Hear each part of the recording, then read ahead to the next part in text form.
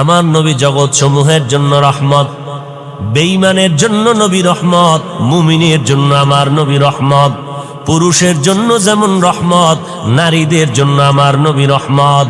আমার নবীকে আল্লাহ বলেন, অন্য নবীর উম্মতেরা মারাত্মক অন্যায় করে করে সীমাটা লঙ্ঘন হলে আমি চেহারাটা পাল্টায় দিতাম, আপনার উম্মতের চেহারাটা পাল্টাবো না, কারণ এরা আমি আল্লাহর মোহাব্বতের নবীর উম্মত, কারণ আমি আপনারে অনেক ভালোবাসি। বলে কেমন? ঈসা নবী আমার আশেক, মুসা নবী আমি আল্লাহর আশেক, ইব্রাহিম নবী আমার আশেক, ইসমাইল নবী আমার আশেক, কিন্তু আমি আল্লাহ হলাম আপনি মুহাম্মদের আশেক। আমার আল্লাহ আমার নবীর আশেক। আমার নবী রাস্তা দিয়ে হাঁটেন, মেঘের খণ্ড ছায়া দেয়, সূর্যের গরম যেন নবীর শরীরে কষ্ট না দেয়। আমার নবীর ঘাম থেকে আম্মা জান আয়েশা বলেন মিশকের ঘ্রাণ পাওয়া যায়। আমরা নবীর ঘামগুলো বোতলের মধ্যে ভরে ভরে রেখে দিতাম, বড় বড় অনুষ্ঠানে আমরা নবীর সে ঘাম আতর হিসেবে ব্যবহার করতাম। মায়ার নবী যেখানে কদম দিতেন ওই জায়গা থেকে দীর্ঘদিন মিশকের ঘ্রাণ পাওয়া যাইত। মায়ার নবী আমার চেহারার মধ্যে এত বরকত আল্লাহ দান করেছেন। মায়ার নবীর চেহারা মোবারকের দিকে একটা নজর দিলে পেটের ক্ষুধা নিবারণ হয়ে যায়।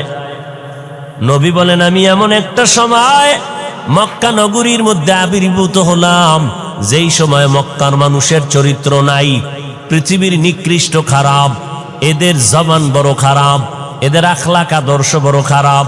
বাইতুল্লাহর মধ্যে 360টা মূর্তি লাগানো, নারী পুরুষ উলঙ্গ হইয়া চতুর্পার্শ্বে তাওয়াফ করে এবং যৌবনের আদান প্রদান করে, যখন তখন পশুর মতো যৌবনের চাহিদা পূরণ করে, নারীদেরকে তুচ্ছ মনে করে, সমাজ থেকে তারা তাড়ায় দেয়। বিধবা নারীর কোনো মূল্য নাই।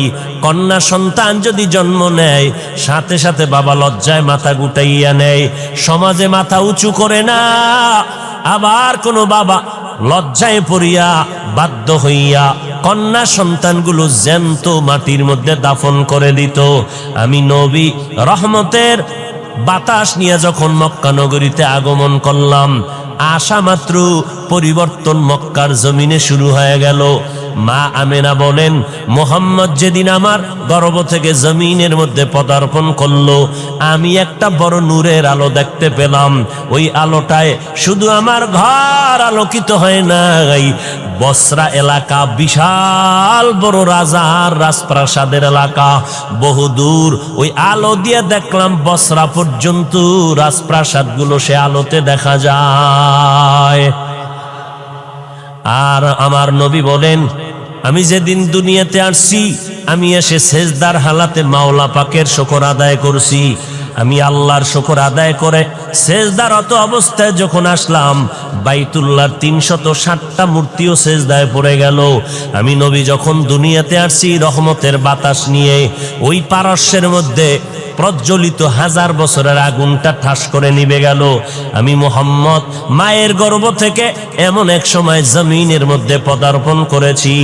আমি নবী জমিনের মধ্যে আসা মাত্র ওই আগুন পর্যন্ত নিভে গেল। এরে নবীর উম্মতের দল, আমি নবী আসা মাত্র আমার আম্মা জান আমেনা বলতেছেন, আরে মহিলারা বাচ্চা গর্ভে নিলে কত কান্না, কত ব্যথা, কত কষ্ট। আম্মা জান বলে, আমি কোনো কষ্ট পাই নাই। আল্লাহর নবী বলেন, আমি খতনাকৃত অবস্থায় জমিনের মধ্যে পদার্পণ করেছি। ও নবীর উম্মতের দল, আমার নবী রহমত হইয়া আসলেন।